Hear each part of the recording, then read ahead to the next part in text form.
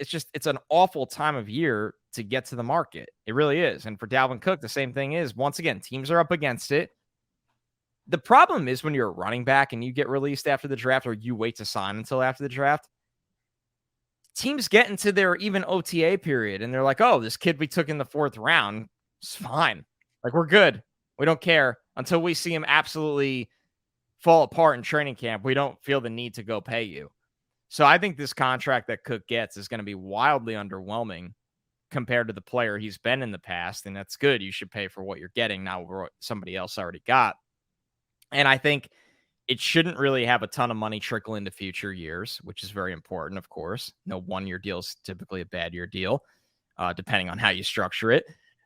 And I think also, once again, for Cook, he has an interesting decision because career earnings, sure, 34 mil, can make a lot more despite being a running back, is somebody that being released this time of year, he really needs to play his cards right on where he goes at age 27, and he'll turn 28 in August.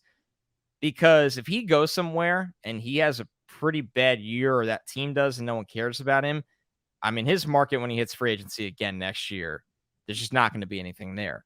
But if you go to a team, wins a lot of games, runs the ball, you have opportunity.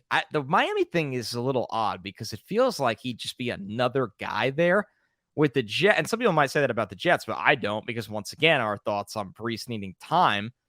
He can kind of be the guy, right? Say you get into camp, you're like, okay, we have Dalvin Cook and a couple other guys. We're going to let Brees ease back in. I mean, there's a situation where Michael Carter doesn't look good again, and Bam Knight's mostly a special teamer, depth guy, and Abanacanda's not ready. Let's not forget, Abanikanda is one of the youngest players in the NFL. He doesn't turn 21 until October. I think he needs a little time, maybe. That's a situation for Cook where what if he really produces this year and hits free agency as a 28-year-old and goes and gets a 2-year, $13 million deal somewhere? Like, these are the things that he has to weigh as well.